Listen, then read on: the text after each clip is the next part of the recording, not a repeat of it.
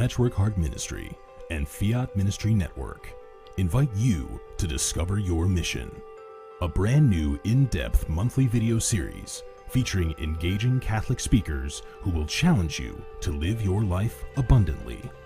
For only $25 a month, you will receive a personal monthly mission, including 3 full-length inspirational talks that build upon a new theme each month. Sign up for the Discover Your Mission tier at patreon.com/patchworkheartministry today.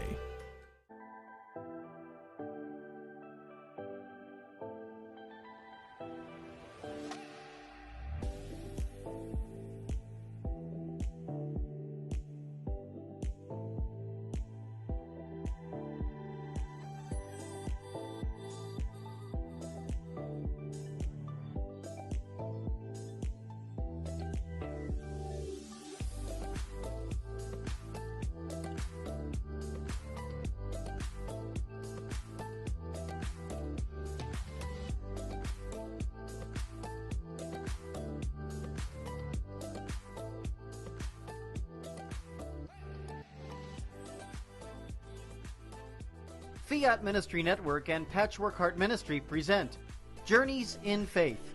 Now, here's Anne DeSantis.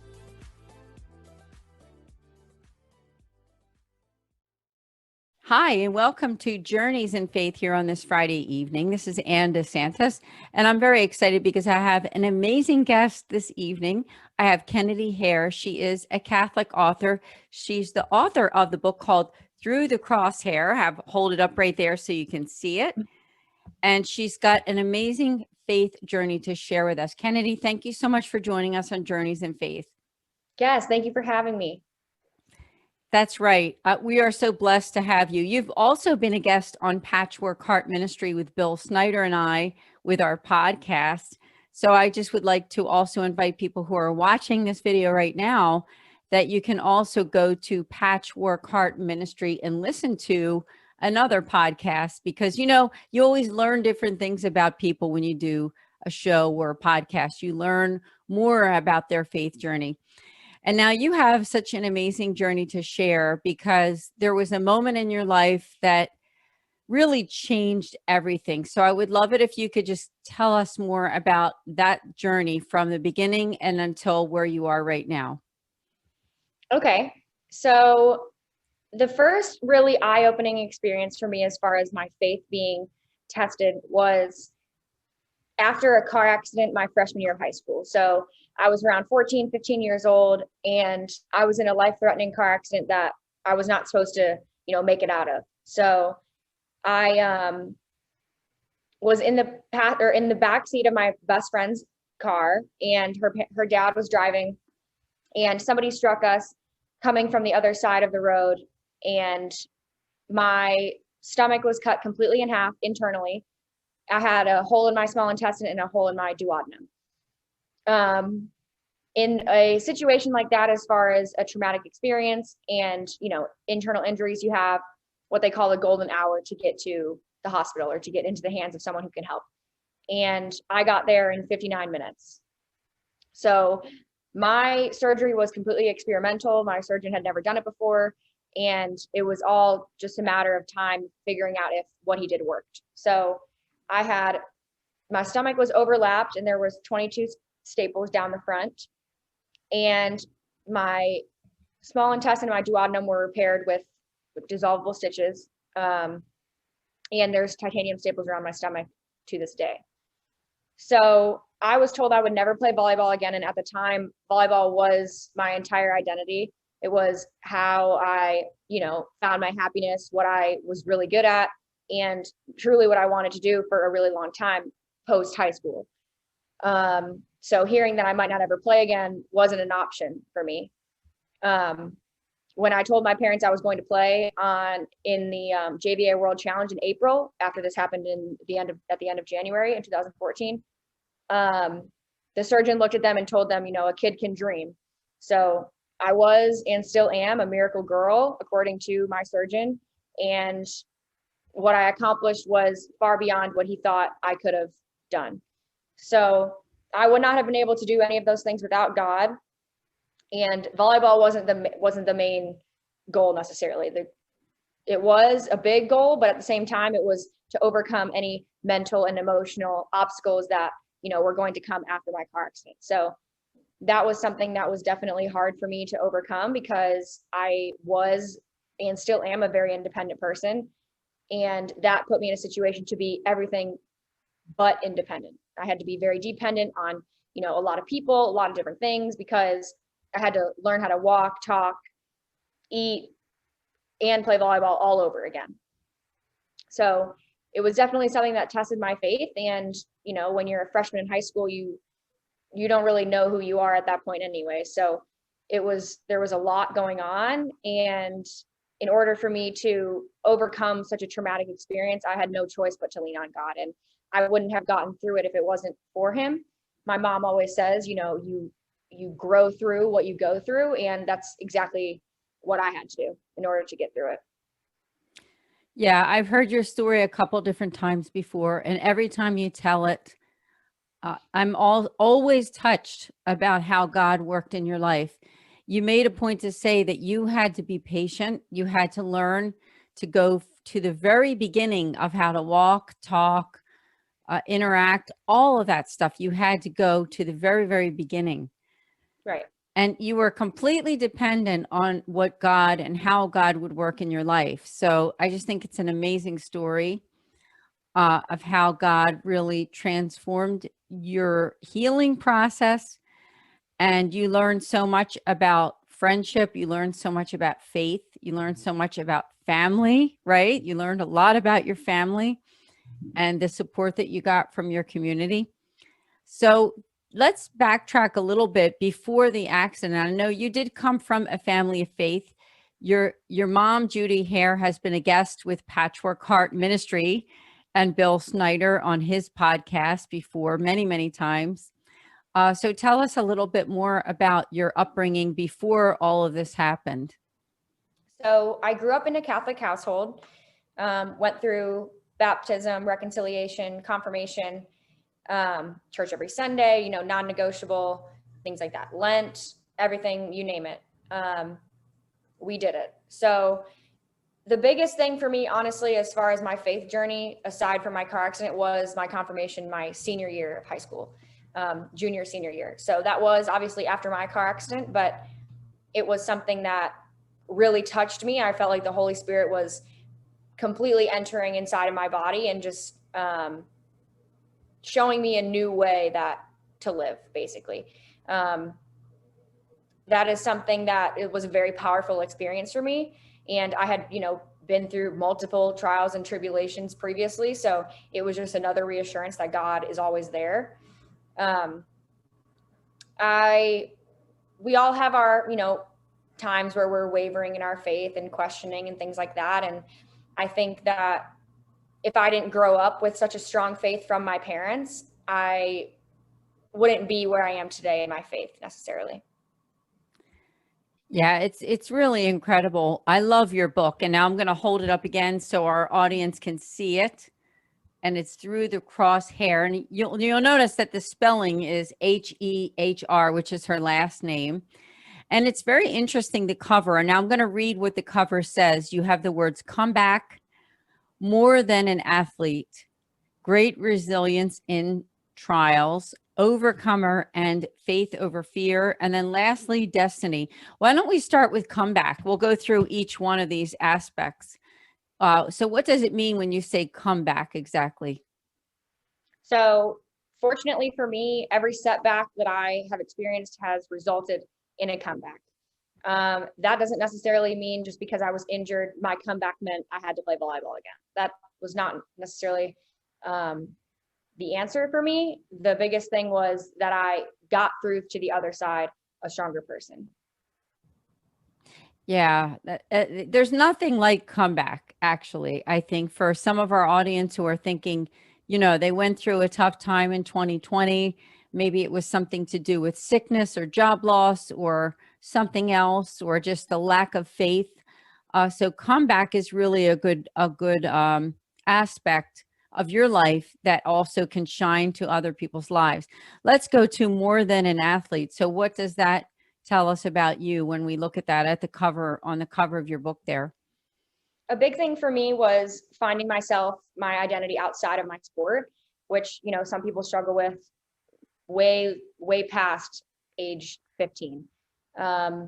So I always tried to make it a point to know that I am more than an athlete. I am enough. I am a child of God, and an athlete was not, you know, my main title. It was for a long time. It was Kennedy Hehr, the volleyball player, and then it was Kennedy Hehr, the girl who was in a car accident. And so anything that I could do to make it so I was more than an athlete, to other people and to myself, I was doing myself justice. I know that you told me before, and maybe one of our other interviews, that you had such support from the community in that respect, you know, that people who knew you from being an athlete. And then you told me that you would go later on, you would go to events where people would say, oh my goodness, there's Kennedy Hehr, or something like that. What was that experience like for you when people made those kinds of comments after the fact? So growing up in in a smaller town, you know, you really knew everyone basically. And if you played a sport and you were, you know, on varsity as a freshman, like my siblings and I all were, you were known in the community. That's just really how it was. And after something, you know, so traumatic happened, everybody knew how much I loved volleyball. It was, you know, I ate, slept, and breathed volleyball. That's all I wanted to do. And so I think that's what was so alarming for people, is they were like, how is this girl going to, you know, function if she cannot play this sport that she loves so much? Like you said, I did have a lot of support from the community and from my club at the time, and just people really all over the country. There was a lot of people tweeting, hashtag pray for Ken. And it got a lot of traction because the volleyball world is very, very big, yet it's very small. I have, you know, multiple friends that I played against. They don't even have to be on my team you know, live all over the country. And so that's one of the greatest things that I could ever say about organized sports, is that it's just the most amazing community. And I would not have been able to get through it without, you know, God, of course, but without the community that I had to lean on as well. I always like to say, granted, those people do, you know, leave once they realize that you are getting better, but, you know, that's just how it goes. And that was hard for me to realize in the moment. You know, it was from all of the support to none in a matter of, you know, a couple weeks. But at the same time, that's a very positive thing because you're getting better. So like I said, the support was something that was a huge, huge factor for me in recovering and getting back to playing and all of that. So like I said, I appreciate everyone who has ever supported me. It's just honestly was overwhelming with love and support and all of that. Yeah, it's an incredible story. And I'm so glad that you wrote the book, Through the Crosshair. The next point on your book cover is great resilience in trials. Tell us about that. What was that like for you to be resilient during trials in your life, especially what happened with a car accident and the healing process? So that great resilience in trials is actually an acronym for grit on the cover.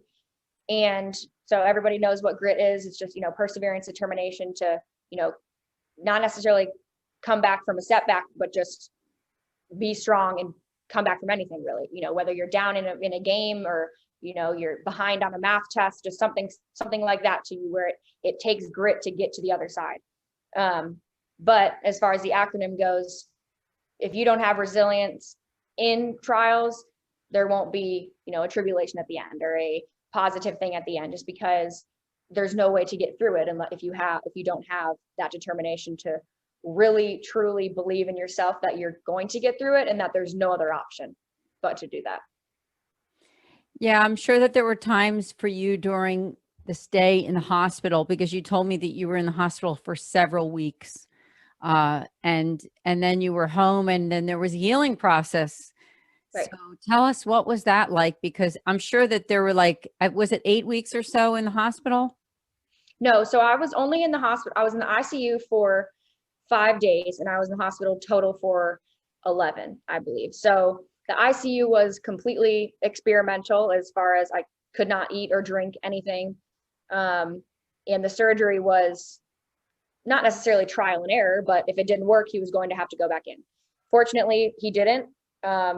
Still to this day, my staples are holding. So he did a good job. And the thing about the hospital for me was, like I said, I had to learn how to walk again, to talk again. And you never really realize how much you use your, abdominal muscles until you can't talk. If you just put your hand on your stomach while you're talking, you're using those muscles. And my stomach was severed completely down the middle. So I think I had the capability of whispering for 3 weeks or something. I'm a very loud talker. So that was not really a part of my, demeanor anymore. And I really didn't know if it was ever going to come back, if I was just going to be, more monotone and whispering. Same thing with walking. I had no idea how to get out of bed. Another thing that you don't really realize takes so much strength necessarily, physical strength. So the hospital, like I said, was a tough time for me because I had to relearn all of those things. And it was all baby steps. It took 7 of those days or maybe more, 8, 9 of those days just for me to, start walking up and down stairs or walking up and down the hallway more than one time without me being physically exhausted. After, 5 minutes of walking, I could sleep for 4 hours or something like that. So it was just a big thing for me physically. And that was what the task was at hand, was the physical part at that point. And when I got home, it was more of, okay, now there's mental and emotional side of things that need to be tackled as well as physically, because obviously right when I got home, I wasn't physically better. For those of you that know me, I'm very small and I had lost 22 pounds. I was on a liquid diet for 3 weeks. So some people like to say there was, nothing left of Kennedy. So that was hard. Those are things that, it's hard to gain weight as fast as you can lose it if you're not eating for 3 weeks, or if you're on a liquid diet for 3 weeks. And still to this day, truly, I have trial and error experiences with food and drinks, just because it's a matter of how my stomach reacts. And some days are great, some days are terrible, but at the end of the day, it beats the alternative of not being here. That's right. That's right. And that leads me to the next part, which you had said on your book cover. I'm going to hold it up again. But another aspect there you have is overcomer. And it has all to do with grit and being more than an athlete. But what about being an overcomer? Because you had to be an overcomer during that time. Yes, absolutely. And you're definitely right when you say it relates to some of the other things that are on the title or on the cover. Overcoming something that you're going through just means that you came out stronger. If you did it, then you came out stronger. So that is something that I still stand by to this day, is that I will overcome whatever I go through, no matter if it's physical, emotional, mental, financially, whatever the case may be, because God is the reason I am an overcomer. So there's no way that I could, like I said, I will continue to reiterate this. There's no way that I could have gotten through all of my setbacks if it wasn't for God. My car accident was one of plenty of physical injuries. So being an overcomer was and is something that's very, very important to me for my character necessarily. Yeah, it's good to see, especially someone in your age category. I know you're in your early 20s. You're working. I know you have a couple different jobs going there. You have a side career as well. I would love to get into that toward the second half of the show too. But that next aspect that you have is the faith over fear. So what was that like for you? Because you had to choose faith instead of being afraid about what your future was going to be like. Yes. So I had never been injured before necessarily. So I definitely was scared in a sense, but I don't know if it was really fear as much as just confusion or wondering, how do I even possibly overcome something like this, or why me? That is a question that I am very open about telling people that came across my mind countless times wondering, why is this happening to me? Or, for lack of better phrase, what did I do to deserve this? Or what could possibly come out of this that could be positive? And, you know, God came through with all of that. Everything was positive at the end of it. And I never would have been able to embrace as many people as I have up until this point if it wasn't for my car accident. My car accident, you know, shaped me into the person I am today. And for those that didn't live it with me, for those who have met me just in the past couple of years, will never really understand that, which is unfortunate. But that's part of the reason I wrote the book, is so people could understand me more on a personal level as to what something that was so traumatic that happened at such a young age could really form me into who I am. And so I had, like you said, I had to choose faith over fear, because if I chose fear over faith, I would not have ever came out the other side, let alone played volleyball again, or played college volleyball at 2 different schools, or been where I am today, wrote the book, all of that. Yeah, you've done so much. It's just really incredible. Really blessed to have you here on Fiat Ministry Network on Journeys in Faith. Now, we have a lot more to talk about. We do have to take a short break. So join us here in just a few minutes on Journeys in Faith on this Friday evening with my wonderful guest, Kennedy Hehr. See you soon. Hi, my name is Anne DeSantis, and I'm the director for the St. Raymond Nonatus Foundation for Freedom, Family, and Faith. You can learn about us on our website at nonatus.org. I'm here to tell you today about 2 great podcasts that I hope that you will tune in. The first Tuesday of every month at 8 o'clock, we have a podcast specifically for Catholics affected by divorce. From 8 to 9 p.m. Eastern, go to Philly Nonatus on YouTube to subscribe. In addition, we also have a podcast the last Thursday of every month. That's also at 8 o'clock Eastern Time for 1 hour. And that one is for families in crisis. We have some really great guests coming up soon, so hope to see you then. Please also consider the fact that you can make spiritual direction appointments with us, with our spiritual moderator. All you need to do is go to our website on the contact form and just reach out to us. We'd be happy to hear from you and look forward to setting up an appointment. So we'd love to connect with you. Please share this video and let people know that we're there for families affected by divorce and also families in crisis. Thank you.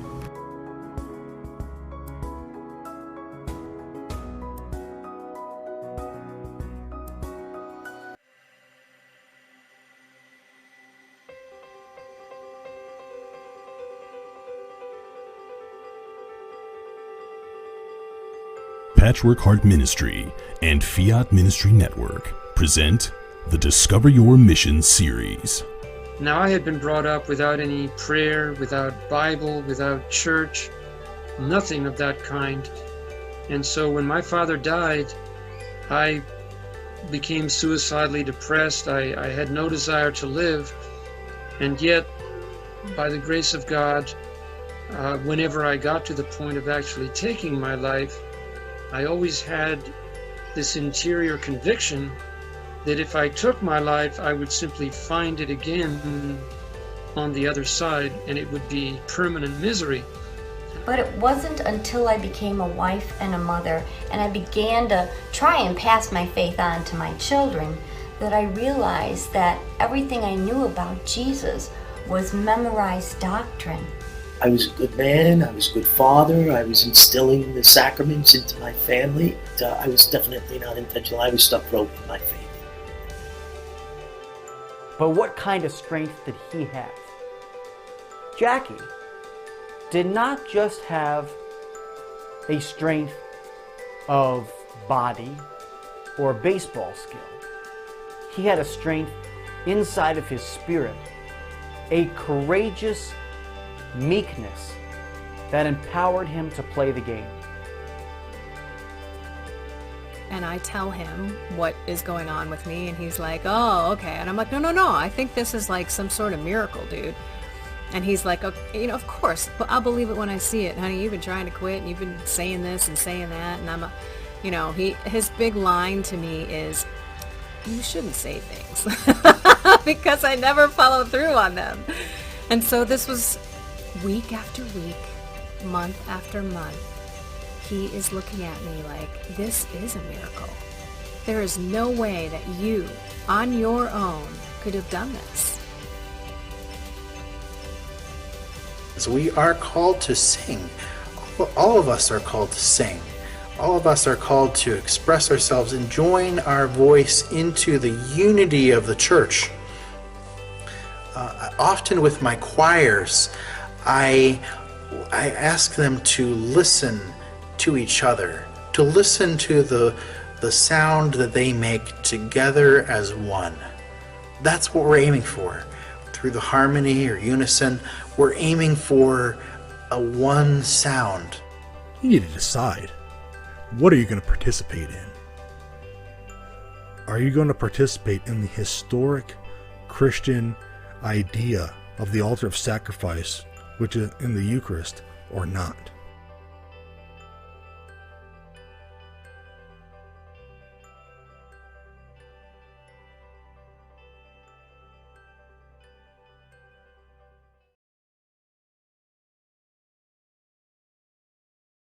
Of the show.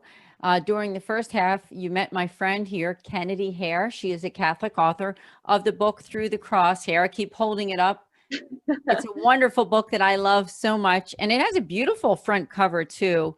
And during the first half of the show, we were unpacking some of the different aspects of her life that she actually put right on the front cover of the book.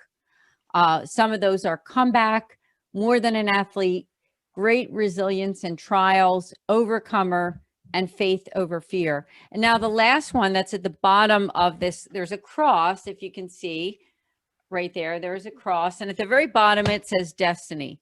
I wondered if we could talk about destiny. That's probably the hardest one to really explain, just because I am someone who always wants more for myself. And, I don't think I actually know I have not reached my, full potential, full destiny yet up to this point.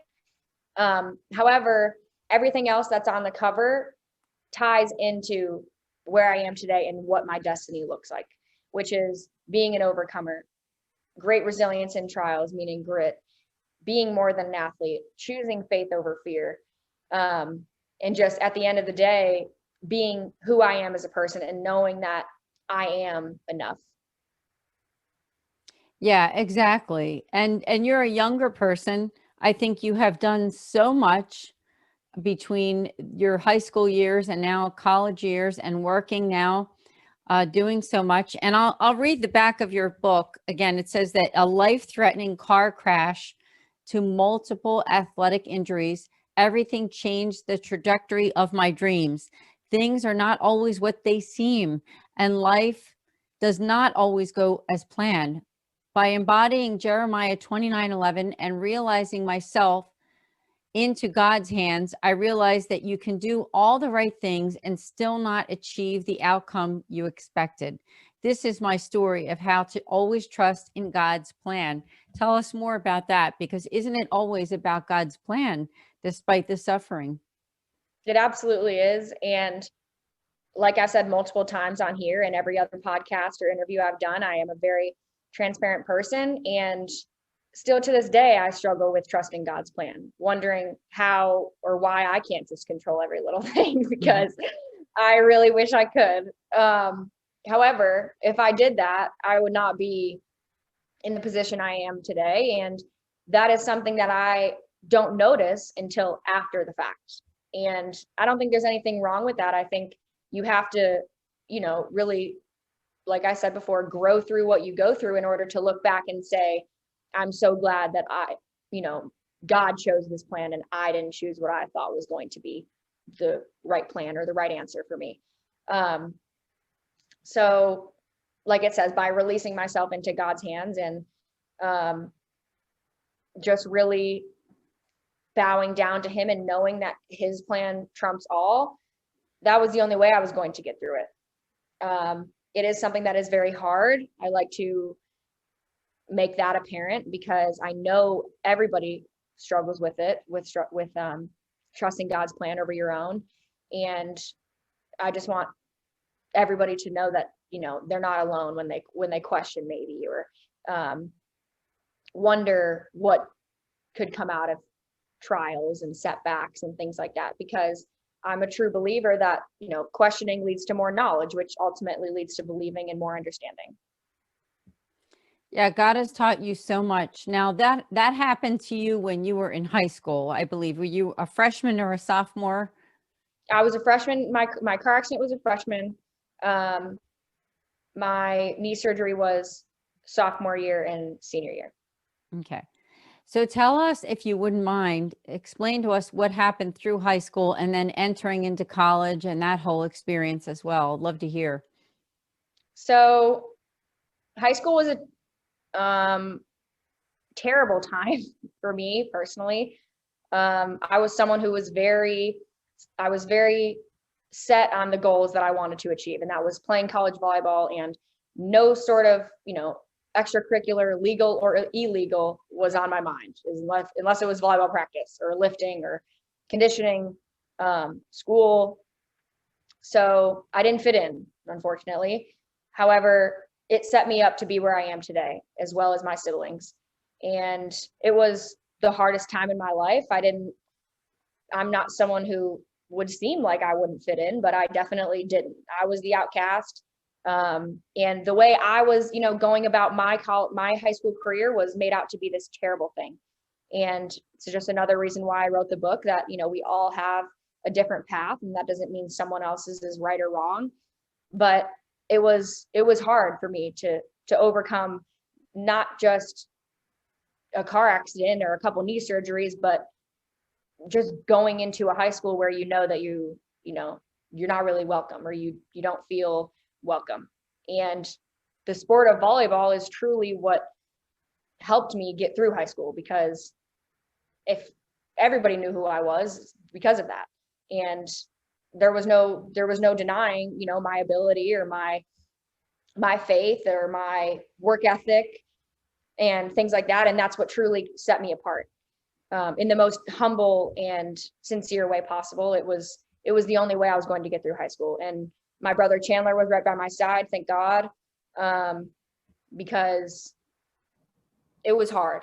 Like I've never really, that was a great question. I've never been asked that on an interview before. But it was definitely not the best time for me. So going off to college, I could not have been more excited, truly. I was going, 800 miles away from home, Myrtle Beach in South Carolina, and nothing was more exciting at that point. I was ready to graduate like my sophomore year, just like I was ready to graduate college my freshman year. So like I said, I'm always just, looking for the next best thing and wanting more for myself. And so while college was, just as emotionally hard, it was different. It was new. There was more freedom. But at the same time, there was a lot more structure. As an athlete, you have a full-time job. You're practicing, playing, working 40 hours a week necessarily, plus school. So college was definitely something that kept me grounded, as hard as it was, with the just a totally different dynamic. It was a hard transition. However, I did enjoy it. It was where I truly had the ability to find myself, because I wasn't under, someone else's roof. It was, everything I did was my decision, and every decision that I made or didn't make has made me who I am today. Yeah, I think you're really a wonderful young person. You're just a wonderful woman in general, but Thank you. But you have such wisdom. Honestly, you have such wisdom. And I do think that suffering does mature us. I do. I think that when people go through suffering, especially at a young age, it can help to mature our hearts and our souls and our relationship with God. So I just commend you so much on all that you've done, and how much you love God, and how much you had to trust God during one of the hardest times in your life. So what was it like also for you? I know that you have several brothers and sisters, and your mom is also involved in Catholic ministry as well, and is also a speaker. So what was it like for you in that whole dynamic with your family during all of these times? My family was the most supportive, and yet those are the people that I really kind of pushed away the most at the time. I wish I didn't do that. It was just, like I said, I was a very independent person, and I wanted to do everything by myself. They never wavered though. Still to this day, they don't. You know, we have our ups and downs. I still fight with my siblings to this day. My sister is my best friend. I can say that very confidently.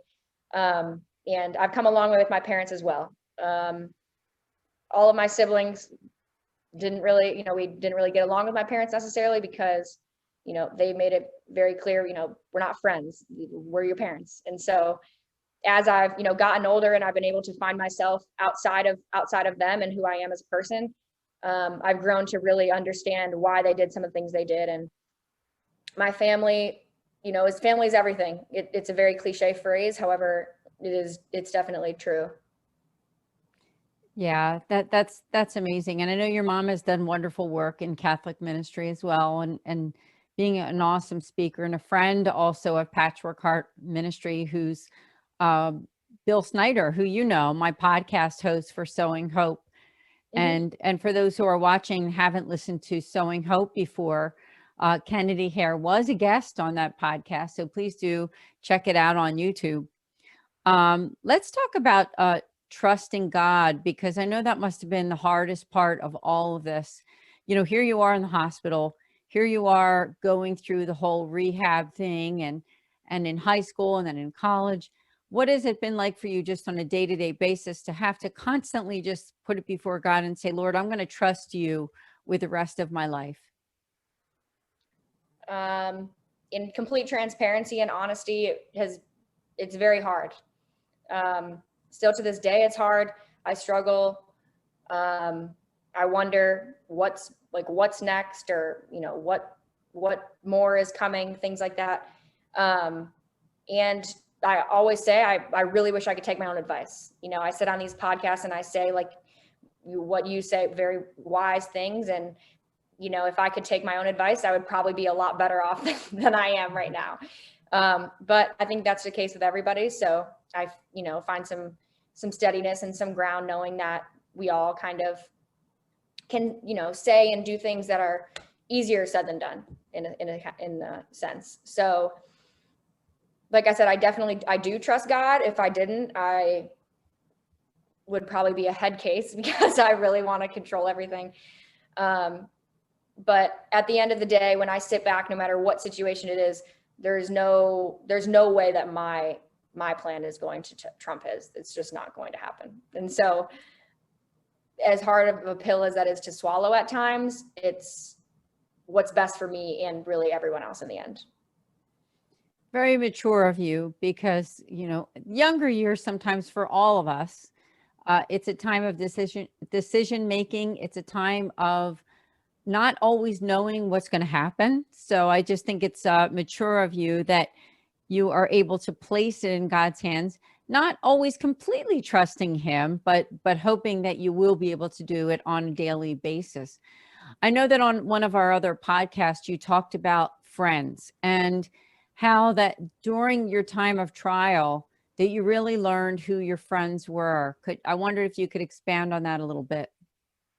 Definitely a tough topic. I'm someone who's struggled with keeping friends since I was, since I can remember. I'm about as loyal as it gets, and I will go to the ends of the earth, no matter what, for people that I care about. However, not everybody is like that. And I've learned that just because my heart is so big, even though it's, very stony on the outside, that doesn't mean everybody else's is the same way. However, not everybody's out to get you necessarily. Things just happen. So like you said, friends have came and gone, and more have definitely gone and stayed. I can definitely count on one hand outside of my family who my friends are. And I don't use that term lightly. I have a lot of acquaintances, definitely. But there are a few very good friends that I know are, my ride or die, for lack of a better phrase, and that are with me up to the end.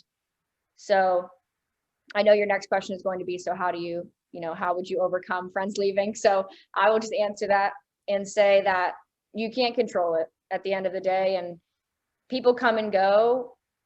Unfortunately, there are going to be people that you never want to leave that are going to leave, and that may be their decision. It might be, 100% God's decision, that it just led them to go elsewhere, or you to go elsewhere.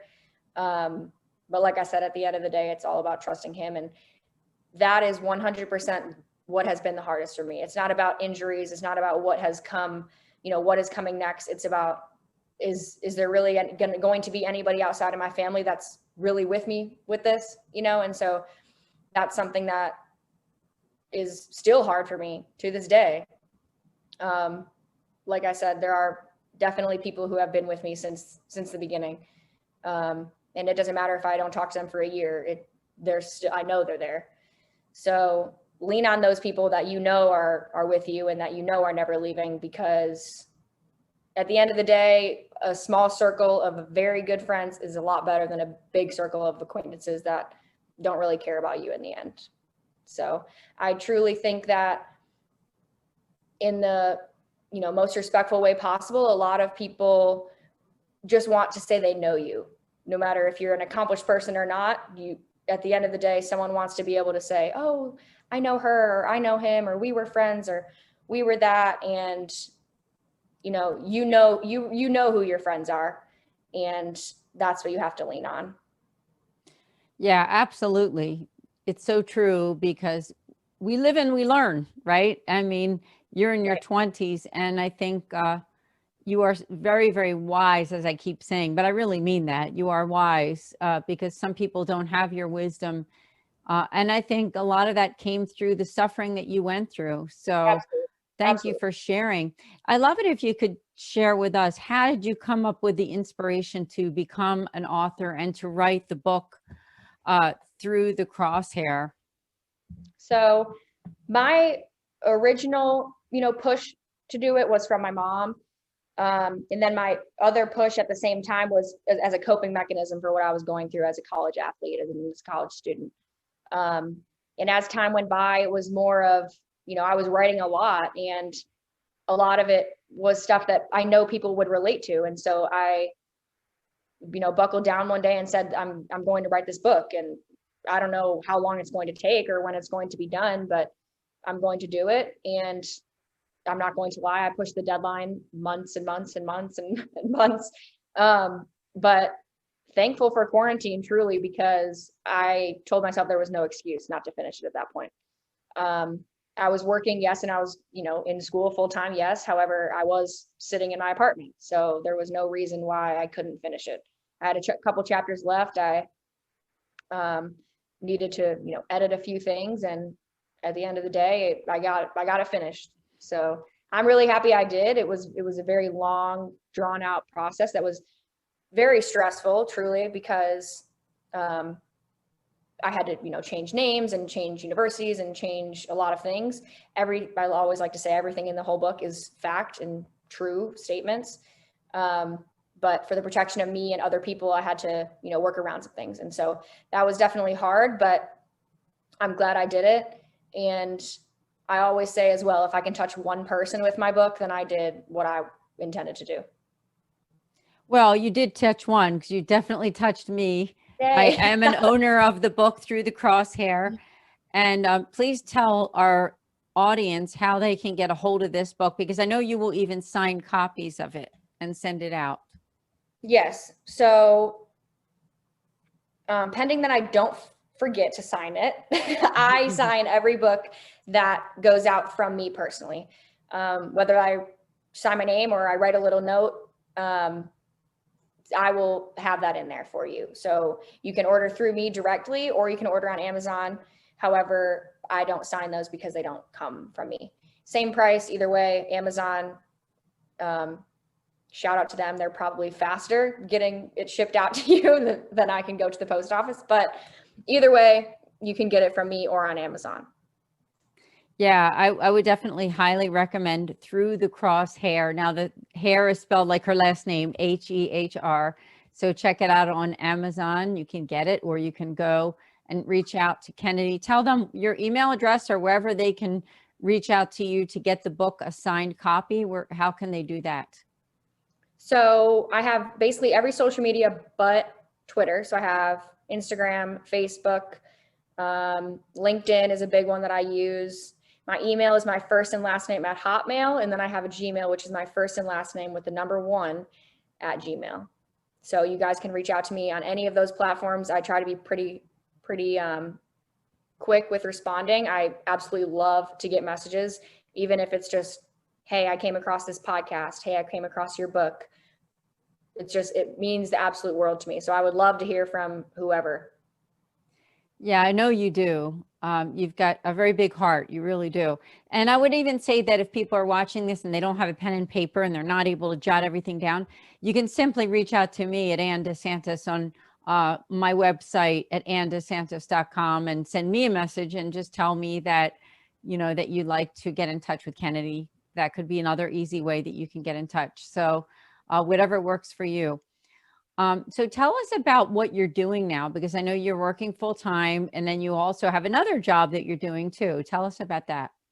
Yes. So my mom always jokes around and says I have like 7 jobs, but I kind of do. So I work full time for a digital marketing company called Level 5 Team Velocity based out of Virginia. I work remotely. So I sit in this very spot actually all day, 40 hours a week. I'm a district manager for Arbonne, the number 1 brand for healthy living in the world. I've become very passionate about that, as a lot of the stuff has helped me personally. I am an investor in a couple different things. I train some girls in volleyball. Not something I ever thought I would do, but I did want to give my knowledge and experience back to the younger generations. I do some side work for some other digital marketing companies. Some social media work for other people, and truly I'm just always looking for what's the next way I can make money on. Truly, it doesn't sound the greatest, but that's just how I am as a person, because I will not work until I'm 65. Yeah, you have a great head on your shoulders. So please do reach out to Kennedy, as she has given you all of her social media platforms for the great work she's doing. So tell us just a little bit more about the Arbonne, because I know that's very special, and people who are listening, especially the ladies who would like to hear about the skincare and the cosmetic products too. Yes. So there's nutrition products, skincare, hair, bath, body, makeup, you name it, all clean products, cruelty-free, paraben-free, plant-based, you name it. So it has been something that has really changed my life as far as, nutrition goes. And I never thought I would be doing something like that. And it's not my main thing, but if I can, help someone live healthier, whether that's with the mascara they wear or, the protein that they drink, then I'm doing my job. So like I said, it is something I'm very passionate about, because I've seen the results personally and, some of my clients and other people's clients. So if you are ever interested in anything Arbonne, contact me. Yeah, I'm very familiar with Arbonne. I have another friend who is involved in the company, and they do wonderful products. The skincare is wonderful too. And so do reach out to Kennedy and learn more about Arbonne. Now, is there anything else that's coming up in 2021 that you want us to tell us about, whether it be something to do with writing or speaking or Arbonne or anything else? We'd love to hear. Not as of right now. There are some people who believe that my mom and I will end up on the same stage talking together. You never know. I can tell you there are no plans for that as of right now, but I think it would be fun. Everywhere I go, people say you're literally your mom. So, it would probably be super cool, great experience, but, a lot of those things have been halted because of, coronavirus. So we'll see. As far as writing goes, I really have been debating writing another book. I have been, but, the greatest and the worst times in my life have been written about already. So until I have this amazing experience or something that I could write about, I'm probably going to hold off, just because I'm more of a real writer. I would like to write about my personal story. I'm not necessarily someone that could make something up, I guess. Yeah, I understand that completely. So yeah, I would agree. I could see you up on stage with your mom, and you never know what God has in store, honestly. Yeah. We'll see. I really believe it will happen one day. It's just a matter of if our world, or when our world goes back to normal, and if, we can find a topic that we can talk about. But I guess the authors could be just that in general. So we'll see. I know my mom, who is listening, is probably like jumping up and down right now. Yeah, that would be incredible. I would definitely love to be in that audience, whether it be online or, I mean, I know that right now you're in North Carolina, I believe.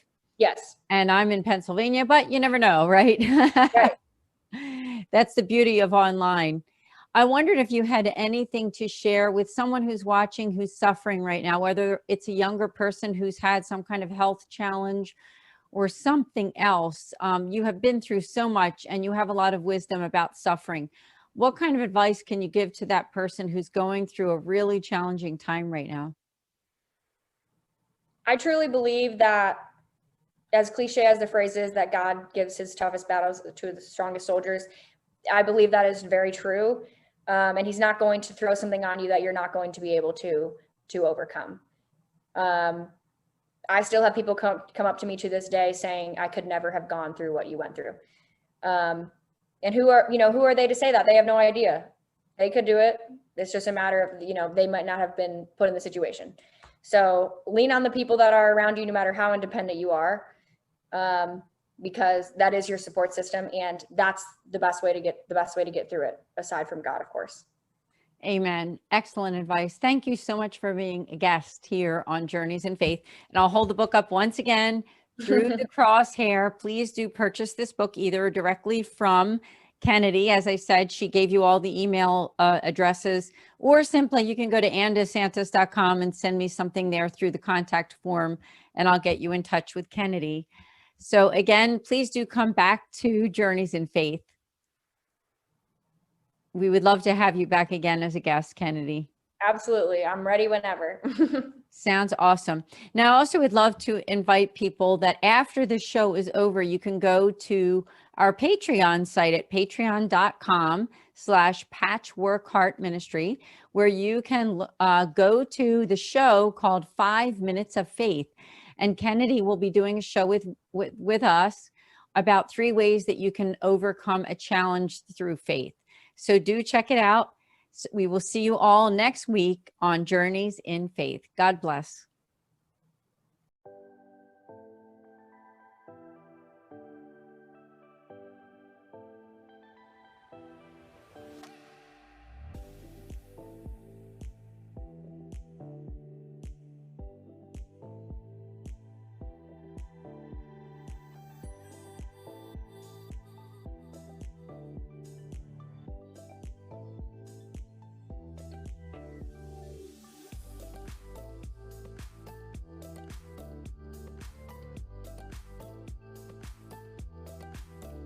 Journeys of Faith is a production of Fiat Ministry Network and Patchwork Heart Ministry.